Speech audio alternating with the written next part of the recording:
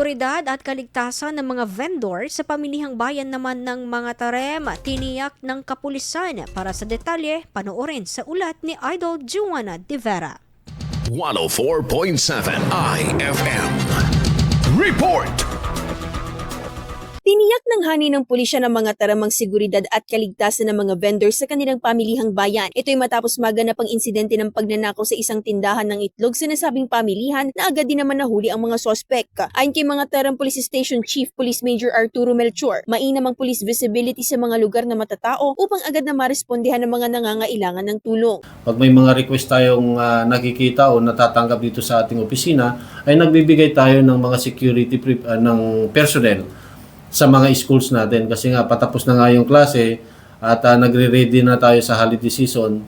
Yun yung mga binabantayan natin. Isa rin sa kanilang iminumungkahi ay ang paglalagay ng mga CCTV footage ng mga vendors sa kanilang mga pwesto upang matiyak ang seguridad at makatulong sa mga insidente tulad ng pagnanakaw. Ani Melchor, palaging nakahanda ang kanilang hanay sa lahat ng mga idudulog ng mga nasasakupan habang naghahanda na rin sila para sa posibleng pagdami pa ng mga mamimili at bibisita ngayong holiday season. Kasama mo na rito sa IFM Dagupan, ito si Idol Juana De Vera, Tatak IFM. IFM News. IFM News.